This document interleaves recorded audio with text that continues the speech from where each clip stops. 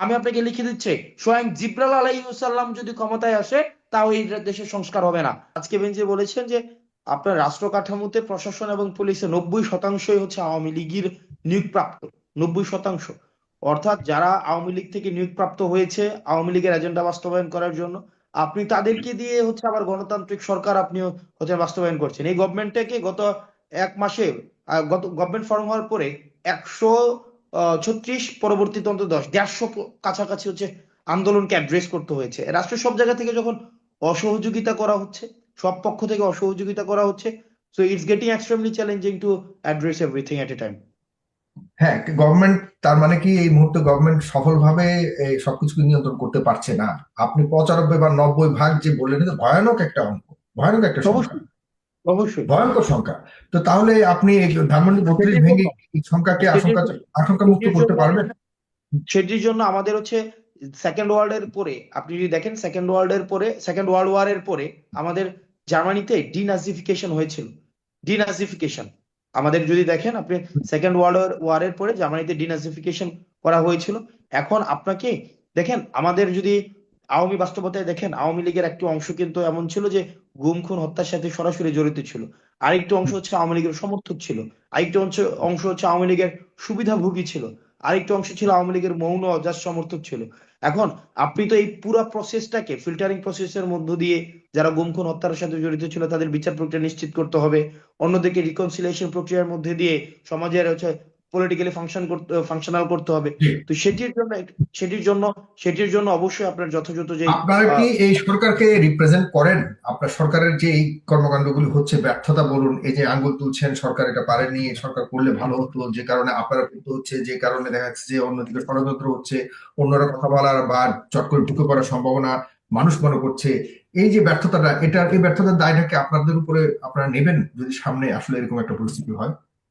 দেখেন, ব্যর্থতার দায়ভার আপনি যদি এভাবে জেনারেলাইজ করেন, আহ, যে ব্যর্থতার জেনারেলাইজ দায়ভার। করি না, কারণ এই সরকারের সবচেয়ে বেশি কাছের আপনারা, এটা সরকারও বলেছে বা আমাদের প্রধান উপদেষ্টা বলেছে, ছাত্ররাই ওনাকে বসিয়েছে।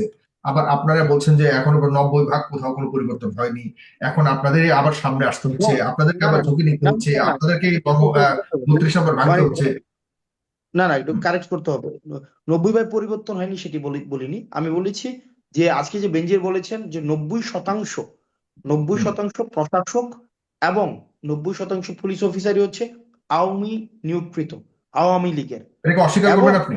ও, হুম। না, আমি তো অস্বীকার করছি না, আমি তো হুম। অস্বীকার করছি না। হুম। অর্থাৎ এই যে ডি আওয়ামিফিকেশনের জন্য, ডি হুম। আওয়ামিফিকেশন যেটা আমরা বলছি, এই ডি আওয়ামিফিকেশনের জন্য আপনাকে সুযোগ দিতে হবে। ডি আওয়ামিফিকেশন এই প্রক্রিয়াকে আপনি ফেসিলিটেট করতে হবে। রাদার এই ডি আওয়ামিফিকেশন প্রক্রিয়া আপনি যখনই দেখেন কাউকে সাসপেন্ড করছে, যখনই দেখা যায় কোনো ধরনের সরকার স্ট্রিক্ট হচ্ছে, তখনই হচ্ছে আবার আওয়ামী লীগের যে কালচারাল যেই উইং রয়েছে তারা হচ্ছে আবার মানবাধিকারের যে বুলি নিয়ে হচ্ছে সামনে হাজির হচ্ছে। আপনি একটা জিনিস আমরা ভুলে যাচ্ছি, এটা হুম। সরকার, এই অন্তর্বর্তীকালীন সরকার কোনো স্ট্যাবল সিচুয়েশনে তার দায়িত্বটি নেয়নি, বরং একটি ক্রাইসিস মোমেন্টে এই সরকার হচ্ছে তার দায়িত্বটি নিয়েছে। এবং জরুরি ভিত্তিতে ট্রান্সফরমেশন, ডেমোক্রেটিক ট্রান্সফরমেশনের সাথে যেই সংস্কারগুলি জড়িত সেগুলিকে সুসম্পন্ন করার জন্য, সেই জায়গাটি থেকে যেখানে সব পক্ষ থেকে আমাদের সহযোগিতা করা উচিত ছিল, সেই জায়গায় আমরা দেখছি আমরা গভর্নমেন্টকে সহযোগিতার বদলে কিভাবে হুম। আওয়ামী পুনর্বাসন করতে হয় সেই বিষয়টি নিয়ে আমরা আরো বেশি মনোযোগী হয়েছি। তো সার্বিক পরিস্থিতি বিবেচনায় সরকারকে যে ব্যর্থ না সফল এই বাইনারিতে নিয়ে যাওয়ার এখনো সুযোগ হয়নি। বরং গভর্নমেন্ট এখনো পর্যন্ত প্রত্যেকটি, আপনার বাক স্বাধীনতায় কোনো ধরনের হস্তক্ষেপ করেনি। এখনো পর্যন্ত বলতে পারবেন না যে কোনো আন্দোলন হয়েছে, আন্দোলনেরই সুযোগ দেয়নি। 150-র মতো আন্দোলন, প্রতি প্রতিদিনে আন্দোলন হচ্ছে। গভর্নমেন্টের জায়গা থেকে কোথায় গণতান্ত্রিক পরিবর্তনটা হলো? আপনি সাবেক আইজি বেনজির আহমেদ বলেছেন 90% এখনো পর্যন্ত আওয়ামী রিক্রুটেড পুলিশ বাহিনী এখনো পর্যন্ত বলবৎ রয়েছে। আপনি যেটা বলেছেন আজকের আপনার লাইভে, আপনি বলেছেন যে 32-এর মতো যেন সচিবালয়ের অবস্থা না হয়। সচিবালয়কে কেন টার্গেট করলেন? সেখানে কি একই অবস্থা? আমলাদের অসহযোগিতা, আপনি তো এই বিপ্লবকে তো ধারণ করতে হবে। আপনি যে ইন্ডিভিজুয়াল পারপাস নিয়ে আপনি যে আন্দোলনগুলো দেখেন, প্রত্যেকে হচ্ছে ইন্ডিভিজুয়াল পারপাস নিয়ে। এবং আপনি আমাদের কথা দেখেন, এই বিপ্লব পরবর্তী সময় সবচেয়ে বেনিফিশিয়ারি কে প্রথম বেনিফিশিয়ারি হচ্ছে আমলারা। তারা সর্বপ্রথম নিজেদেরকে প্রমোশন দিয়েছে, ক্ষেত্র বিশেষে একটা দুইটা প্রমোশন দিয়েছে। এবং আপনারা দেখেন তো নিকট অতীতে এই আমলারা কি নিজেদের সন্তানদের জন্য আলাদা বিশ্ববিদ্যালয় চায়নি? নিকট রাইট। অতীতেই আমলারা কিন্তু নিজেদের সন্তানদের জন্য আলাদা বিশ্ববিদ্যালয় চেয়েছে, তাদের সন্তানের কে বিদেশে রেখে পড়াশোনা করতে চেয়েছে, এবং এটা উপসচিবেরা, মানে মেইন কথা হচ্ছে এই যে আমলাতান্ত্রিক যে একটা রাষ্ট্র ব্যবস্থা গড়ে উঠেছিল, এই আমলারা এখনো পর্যন্ত এই ছাত্র নাগরিককে মনস্তাত্ত্বিক ভাবে এখনো পর্যন্ত এই বিপ্লবকে ধারণ করতে পারেনি। বরং এই যে এই আওয়ামী লীগের যে মনস্তাত্ত্বিক যে হিজামনি রয়েছে, সেই হিজামনি থেকে এখনো বের হয়নি। বরং তারা এই লেজুর ভিত্তিক যে প্রবণতা রয়েছে, লাল ফিতার যে দৌরাত্ম্য রয়েছে, সেই জায়গাকে সবসময় গভর্নমেন্টকে সেখানে এই যে হচ্ছে পারেনি, এই দায় পারেনি গত 6 মাসে 7 মাসে, যেটা পারেনি 7 বছরে কি পারা সম্ভব হবে বলে মনে করেন? পারেনি বলেই তো আপনাদের এখন আবার আবার ছাত্ররা রাজপথে বেরোতে হলো। এখন এই ড্রাইভার বলতে মানে বারবার কি মানুষ আপনাদের সাথে আপনাদের ডাকে সাড়া দিয়ে এভাবে কি আপনার আসবে? এই সিচুয়েশন তো এটা একদিন দুই দিনও হয় নাই। আপনার 15 বছরে স্তরে স্তরে, ধরেন আপনি একজন অ্যাসিস্ট্যান্ট কমিশনারকে কি আপনি সচিব বানিয়ে দিতে পারবেন? হুম। অ্যাসিস্ট্যান্ট কমিশনারকে তো সচিব বানানো যাবে না। আপনার একজন সেক্রেটারি, একটা সেক্রেটারির আওয়ামী নিয়োগকৃত সেক্রেটারি, তার নিচে এডিশনাল সেক্রেটারিও আওয়ামী নিয়োগকৃত, তার নিচে জয়েন্ট সেক্রেটারিও আওয়ামী নিয়োগকৃত, তার নিচে ডেপুটি সেক্রেটারিও আওয়ামী নিয়োগকৃত, ডেপুটি সেক্রেটারি, সিনিয়র এগুলি জানি, তার মানে সেক্রেটারি। এখন যেভাবে চলছে এভাবে চলতে হবে, এর কোনো বিকল্প নাই। না, এই তো। না স্তরে না, এগুলো বিকল্প নাই সেটা বলিনি। এই যে হুম। স্তরে স্তরে আওয়ামী লীগের স্তরীকরণ করা হয়েছে 15 বছর ধরে, অর্থাৎ আপনি যতই হয় আপনি সেক্রেটারি বাদ দিয়েছেন, সে ফর এক্সাম্পল সেক্রেটারি বাদ দিয়েছেন, তাহলে এডিশনাল সেক্রেটারিকে নিয়ে আসছেন, এডিশনাল সেক্রেটারিও আওয়ামী লীগকৃত, তারপর হচ্ছে আপনি জয়েন্ট সেক্রেটারি নিয়ে আসছেন, সেও তো আওয়ামী লীগকৃত। এখন এটা ওভারনাইট এই সিচুয়েশনটা পরিবর্তন করা এক্সট্রিমলি চ্যালেঞ্জিং। সেই জায়গা থেকে এখন দেখেন, এই যে আমলাদের আমলাদের এই জায়গায় আমি যেটা বলেছি, তাদের মনস্তাত্ত্বিক পরিবর্তন প্রয়োজন।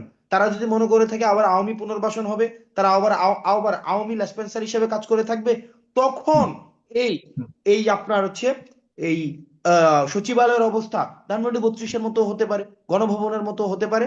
সুতরাং রাষ্ট্র সব জায়গা থেকে, ভাই আপনি একটা জিনিস দেখেন, আপনার এই যে বলেন এই বিপ্লবের পরবর্তীতে তো পত্রিকা আরো দিয়ে কি এদেরকে একটা মেসেজ দেওয়া হয়েছে, মানে গণভবন আমার সচিবালয়কে আমার মেসেজ দেখেন, দিয়েছেন? ভাই হ্যাঁ, ভাই এই দেখেন, মেসেজ। হুম। আপনার সরকারের পক্ষে, আপনার সরকার তো সরকারের সদিচ্ছা, যেমন আমার এই 15 আগস্টের পরে আমার অনেক আত্মীয় স্বজন বাড়ছে, 15 আগস্টের পরে আমার অনেক বন্ধু সুদীজন বাড়ছে, 15 আগস্টের পরে আমি যাদেরকে জীবনে দেখি নয় তারাও আমার কাছে এখন আসে তদবির করে। দেখা যায় একজনের সাথে টকশো করার পরে সে নিজেও একটা তদবির 5ই করে বসে, আগস্টের পর। হুম। 5 আগস্টের পরে একটা তদবির করে বসে। তো এখন এই যে তদবির, তারপরে হচ্ছে অতি অতি প্রশংসা, অতি হুম। প্রশংসা। মানুষ আমাদের কাছে, দেখেন মানুষ আমাদের কাছে সাথে ছবি তুলতে আসে কেন? মানুষ হুম। আমাদের কাছে ছবি তুলতে কেন আসে? ঠিক আছে, মানে আপনারা আপনারা আপনাদের আপনাদের ভাই এই বিষয়গুলো, আমরা ফেসিবাদের আমরা ফেসিবাদের সামাজিক দিকটাকে আমরা উপেক্ষা করি। আমরা জি। ফেসিবাদের মানুষ আমাদের কাছে কেন ছবি তুলতে আসে? কারণ সে মনে করে থাকে, যদি সে তারা আমার সাথে একটা ছবি থাকে, সেই ছবিটাকে কোনো জায়গায় একটা ব্যবহার করে এবং সেখানে কোনো একটা বিশেষ সুযোগ সুবিধা সে হচ্ছে দাবি হুম। করতে পারে। এখন আপনার আমাকে প্রশ্ন করতে পারেন, আপনার সাথে ছবি থাকলে কেন বিশেষ সুযোগ সুবিধা আপনি দাবি করতে পারেন? আপনার আমাকে প্রশ্ন করতে পারেন। এটা হচ্ছে গত 15 বছর ধরে এই জিনিসটাকে প্রতিষ্ঠিত করেছে। আমরা এটার ঊর্ধ্বে যাইতে চাই। আমরা আমাদেরকে বলতে চাই, আমাদের সাথে ছবি থাকা মানে, বা আমাদের এই যে তদবিরের এই কালচারটা, আমরা যখন কোনো জায়গায় যাই মানুষ এসে পরিচয় দেয় আমি কুমিল্লার, আমি দেবিদ্বারের, কারণ সে মনে করে থাকে একটা এলাকা ইজম হয়তো এখান থেকে একটা এক্সট্রা বেনিফিট পাবে। আপনি দেখেন যতই সরকারের সদিচ্ছা থাকুক না কেন, আপনার সদিচ্ছা থাকুক না কেন, আপনি নিজে বা আমি নিজে যদি তদবিরের কালচার চালাই, আমি নিজে যদি ব্যক্তি স্বার্থের ঊর্ধ্বে না উঠতে পারি, এই যে 136টা আন্দোলন হয়েছে, কয়টা বলেন তো রাষ্ট্র সংস্কারের জন্য আন্দোলন হয়েছে? 136টা। প্রত্যেকেই নিজের ছোট ছোট স্বার্থের জন্য আন্দোলন করেছে। কেউ হয়তো বেসরকারি থেকে সরকারিকরণ করতে চেয়েছে, আউটসোর্সিং থেকে সরকারিকরণ করতে চেয়েছে, কেউ বেতন বৃদ্ধির জন্য আন্দোলন করেছে, কেউ গ্রেড বৃদ্ধির জন্য আন্দোলন করেছে। অর্থাৎ প্রত্যেকেই নিজস্ব, গত 16 বছর ধরে রাইট। আপনি যেখানে ধৈর্য করেছেন, আপনি যেখানে অপেক্ষা করেছেন, কিন্তু আপনার এই 5 মাসে, জাস্ট 5 থেকে 5.5 মাস, এই 6 মাস হলো, এই সময়টা আপনার অপেক্ষা। প্রত্যেক দিন আপনি হিসাব করেন, 180 দিনের মধ্যে ঢাকা শহরে হচ্ছে 150টা আন্দোলন হয়েছে এবং ভিজিবল আন্দোলন হয়েছে। এখন হুম। এই পুরো রাষ্ট্র কাঠামোকে যখন আপনি আপনি রাষ্ট্র কাঠামো মনস্তাত্ত্বিক ফেসিজমের আপনি যদি ঊর্ধ্বে না যাইতে পারেন, অ্যাডমিনিস্ট্রেটিভ ফেসিজমের ঊর্ধ্বে না যাইতে পারেন, জুডিশিয়ারি ফেসিজমের ঊর্ধ্বে না যাইতে পারেন, আমি আপনাকে লিখে দিচ্ছি, স্বয়ং জিব্রাইল আলাইহিস সালাম যদি ক্ষমতায় আসে, তাও এই দেশের সংস্কার হবে না। আপনি শুধুমাত্র সরকার, আপনার নিজের ব্যক্তি জায়গা থেকে সংস্কার হইতে হবে, প্রাতিষ্ঠানিক সংস্কার হইতে হবে।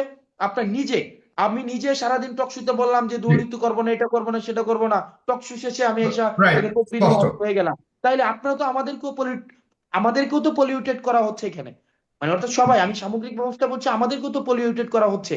সুতরাং এই ফেসিবাদকে যদি আপনি উত্তরণ করতে চান, আপনি অবশ্যই অবশ্যই আমাদেরকে ব্যক্তি মাইক্রো লেভেলের রেকটিফিকেশন প্রয়োজন, মনস্তাত্ত্বিক রেকটিফিকেশন প্রয়োজন। এবং এই জায়গায় একটা ডিমার্কেশন স্পষ্টভাবে সেট করতে হবে। সকালে আমি বলেছি যে আওয়ামী লীগ হচ্ছে নির্যাতক, এবং অন্য যারা নির্যাতিত রয়েছে সবাই একটা পক্ষ। বাংলাদেশে দুইটা পক্ষ, নির্যাতকের পক্ষ শুধুমাত্র আওয়ামী লীগ, এবং নির্যাতিতের যে পক্ষ রয়েছে এখানে হচ্ছে বিএনপি রয়েছে, জামাতে ইসলামী রয়েছে, অন্যান্য ফেসিবাদ বিরোধী রাজনৈতিক দলগুলো রয়েছে। পরবর্তী বাংলাদেশে এই নির্যাতক আওয়ামী লীগ অপ্রাসঙ্গিক। পরবর্তী বাংলাদেশে নির্যাতিত হিসেবে যারা ছিল, এই যে নির্যাতিত যারা ছিল এই আমব্রেলা টার্মে তারা এক্সিস্ট করবে, এবং তাদের নিজেদের মধ্যে হয়তো মতপার্থক্য থাকবে, পলিসি নিয়ে ডিসকাশন থাকবে, পলিসি নিয়ে ডিসএগ্রিমেন্ট থাকবে, সেগুলোকে পলিটিক্যালি ফেস করা হবে, সেগুলো পলিটিক্যাল ইভেন্টের মধ্য দিয়ে ফেস করে তারপর হচ্ছে পরবর্তী বাংলাদেশের এই বিনির্মাণের যাত্রা অব্যাহত থাকবে। কি কিন্তু আওয়ামী লীগের ব্যাপারে আপনাদের কোনো সিদ্ধান্ত কি আপনারা নিয়েছেন? আমরা দেখেছি আজকে আওয়ামী লীগকে নিষিদ্ধ করার ব্যাপারে কথা হয়েছে। সেখানে আপনাদের কোনো সিদ্ধান্ত কি চূড়ান্ত সিদ্ধান্ত আপনার নিয়েছেন? কাছে কি মনে হয় 2000 মানুষকে মানে হত্যার পরে, মানে আপনার হুম। কাছে যদি আপনি বাংলাদেশের নাগরিক, এবং গত 16 বছর ধরে যে মানুষগুলা, এবং খুব শুরুর দিকে যে মানুষগুলো হচ্ছে ফেসিজমের বিরুদ্ধে কথাবার্তা বলেছে, তাদের মধ্যে 10 জনের 5 জনের নাম নিল আপনি থাকবেন, আমার মনে হয় 3 জনের নাম নিল আপনাকে বলতে, আপনার কথা বলতে হবে। আপনার কাছে কি মনে হয় যে আওয়ামী লীগ পলিটিক্যালি ফাংশন করা উচিত কিনা? এটা কঠিন প্রশ্ন, আমার ব্যক্তিগত মতামতটা আমি এখন নাই দিলাম। তবে আমরা দেখেছি আসিফ মাহমুদ যেটা বলেছে, এবং জনাব সালাউদ্দিন আহমেদ, আমি বলবো জনাব রাকিবুল ইসলাম রাকিবেরও সেটা কি সেটাও জিজ্ঞাসা করবো। সালাউদ্দিন আহমেদ বিএনপি স্থায়ী কমিটির সদস্য, তিনি বলেছেন আওয়ামী নামধারী বা আওয়ামী লীগের নাম নিয়ে বাংলাদেশে কোনো রাজনীতি করা যাবে না। এটা আমরা খুব নতুন করে এই তথ্যটা শুনলাম। এখানে আপনাদের সিদ্ধান্তটা আপনারা কি নিয়েছেন তাহলে? আওয়ামী লীগ কি আজকে আসিফ রাজনৈতিক মাহমুদ দল না, আওয়ামী লীগ কোনো রাজনৈতিক দল না। হুম। আওয়ামী লীগ কোনো রাজনৈতিক দল না, এটা একটা ফেসিবাদী সংগঠন, এটা ফেসিবাদী ক্লাব। আর ফেসিবাদী ক্লাবের কোনো রাজনৈতিক করার কোনো